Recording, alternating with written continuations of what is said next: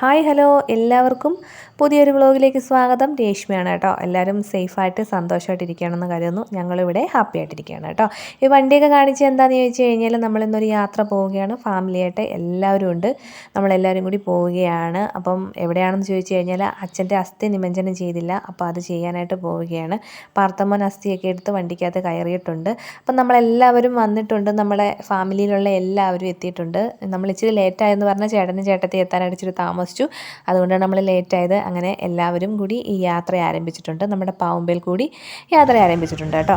നമ്മുടെ ഇവിടെയൊക്കെ എന്ന് പറഞ്ഞാൽ അസ്ഥി കർമ്മം ചെയ്യുന്ന ആളിൻ്റെ കയ്യിൽ അസ്ഥി എടുത്ത് കൊടുത്തു കഴിഞ്ഞാൽ ആൾ പിന്നെ തിരിഞ്ഞു നോക്കാതെ വീട്ടിൽ തിരിച്ച് കയറാതെ വണ്ടിക്കകത്ത് കയറി അങ്ങ് പോവുക എന്നുള്ളതാണ്. അതുകൊണ്ടാണ് പാർത്തമ്മോൻ്റെ കയ്യിലെടുത്ത് കൊടുത്തത്. അങ്ങനെ നമ്മൾ കരുനാഗപ്പള്ളിയിലെ മേൽപ്പാലം കയറിയിരിക്കുകയാണ് കേട്ടോ. മാളിയേക്ക മുക്കിലെ മേൽപ്പാലം.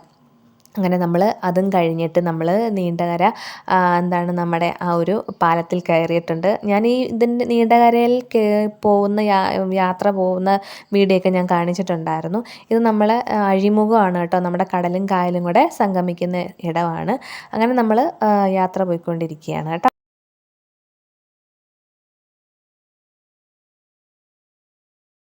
സത്യം പറഞ്ഞാൽ ഒരു സങ്കടത്തിൽ തുടങ്ങിയിട്ട് സന്തോഷത്തിൽ അവസാനിച്ചു എന്ന് പറയാവുന്ന ഒരു യാത്ര തന്നെയായിരുന്നു ഇത്. അങ്ങനെ നമ്മൾ യാത്ര തുടർന്നുകൊണ്ടേ ഇരിക്കുകയാണ്. അങ്ങനെ നമ്മൾ തിരുമുല്ലാവാരം അവിടെ എത്തിയിട്ടുണ്ട് കേട്ടോ. പാർത്തമ്മൻ്റെ കയ്യിലിരിക്കുന്നത് അച്ഛൻ്റെ അസ്ഥിയാണ്. അത് ആ മൺകുടത്തിനകത്ത് തന്നെ ആണ്. ഇതിപ്പോൾ നമ്മളവിടെ കൊണ്ടുവന്നിട്ട് ചടങ്ങുകളൊക്കെ തുടങ്ങിയിട്ടുണ്ട്.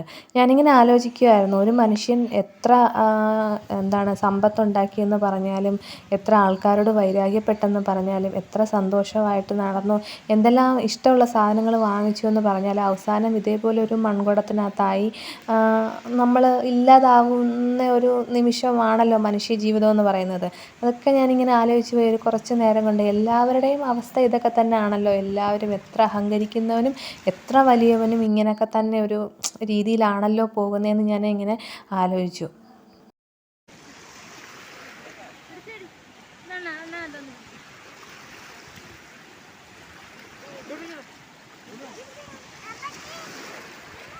ഇവിടെ ആണെങ്കിൽ വീഡിയോ പിടുത്തം അലോഡല്ല കേട്ടോ. ഇത് പിന്നെ വെളിയിലൊക്കെ നമ്മളുടെ മാത്രമായതുകൊണ്ടാണ് പിടിക്കാൻ പറ്റിയത്.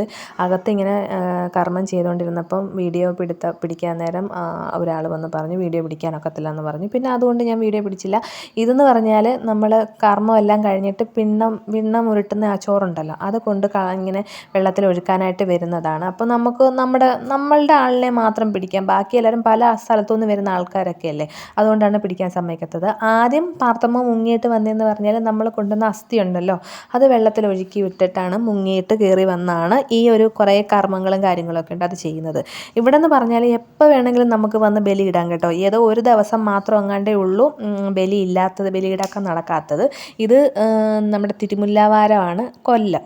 പിന്നെ വർക്കലയിലും ഇത് കൊടുക്കാനാണ്. എപ്പോൾ ചെന്നാലും ഏത് സമയത്ത് ചെന്നാലും നമുക്ക് ബലിയിടാം. അങ്ങനെ ഞങ്ങൾ ബലിയിടക്കം അതെല്ലാം കാര്യങ്ങളെല്ലാം കഴിഞ്ഞിട്ട് അവിടെ കണ്ടെയ്നർ വന്നിട്ടുണ്ടായിരുന്നു കേട്ടോ. അതായത് നമ്മുടെ കപ്പലിൽ നിന്ന് മറിഞ്ഞ കണ്ടെയ്നർ ഉണ്ടല്ലോ, 2 എണ്ണം അവിടെ ഉണ്ടായിരുന്നു. പിന്നെ ഞങ്ങൾ വരുന്ന വഴിക്ക് വേറെ ഒരെണ്ണം കൂടെ കണ്ടായിരുന്നു. ഇത് ആ കണ്ടെയ്നറിനകത്ത് നിന്ന് വീണ ഒരു പഞ്ഞിക്കെട്ടോ എന്താണ്ടാണ് കേട്ടോ. അതങ്ങനെ അവിടെ കിടക്കുന്ന കണ്ടു. അങ്ങനെ ഞങ്ങൾ പിന്നെ എല്ലാവരും കുറേ ഫോട്ടോഷൂട്ടും കാര്യങ്ങളൊക്കെ ആയിരുന്നു.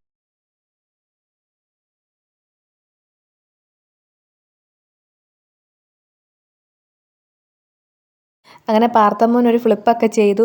അത് കഴിഞ്ഞ് അത് കണ്ടപ്പോൾ ആരാധ്യം അതേപോലൊക്കെ എടുത്ത് ചാടാൻ നോക്കിയതാണ് കേട്ടോ. അങ്ങനെ പിള്ളേർക്കൊരു രസമായിരുന്നു. പിള്ളേർ വെള്ളത്തിൽ കളിയും കാര്യങ്ങളും ഒക്കെ ആയിരുന്നു. അതാണ്ട് ഇത് കണ്ടോ, നമ്മുടെ കണ്ടെയ്നറാണിത് കേട്ടോ. തിരമാല അടിച്ച് കയറി ഇതിങ്ങനെ ഈ പരുവായത്. ആരും വെട്ടിപ്പൊളിച്ചിട്ടേക്കുന്നതല്ല. പക്ഷെ അവിടെ ഇതിൻ്റെ ഓഫീസർമാർ കുറേ ആൾക്കാർ ഇരിപ്പുണ്ട് കേട്ടോ. ഇതിൻ്റെ ആൾക്കാർ ഇതിങ്ങനെ കാവലിനായിട്ട് അവിടെ ഇപ്പോഴും ഇരിപ്പുണ്ടായിരുന്നു. ഞങ്ങളങ്ങനെ പിന്നെ അവിടെ ഇങ്ങനെ അങ്ങോട്ട് നടന്നു പോകാനൊക്കെ സ്ഥലമുണ്ട്. ഞങ്ങൾ അവിടെയൊക്കെ പോയതാണ്ട് ഇതൊക്കെ കണ്ടോ, അതിനകത്തുനിന്ന് കണ്ടെയ്നറിനകത്തുനിന്ന് വീണ പഞ്ഞിക്കെട്ടുകളായത് കേട്ടോ. എനിക്കാണെങ്കിൽ ആയിരന്തെങ്കിലും എൻ്റെ ഒരു കൂട്ടുകാരിയുണ്ട്. അപ്പോൾ അവളെ ഞാനിങ്ങനെ വിളിച്ചപ്പോൾ അവൾ പറഞ്ഞത് ചില കണ്ടെയ്നറിനകത്ത് നിറച്ച് തുണികളായിരുന്നു, അതൊക്കെ ഇങ്ങനെ പൊളിഞ്ഞ് കടലിലെല്ലാം വീണു. ചില കണ്ടെയ്നറിനകത്ത് പഞ്ഞികളായിരുന്നു.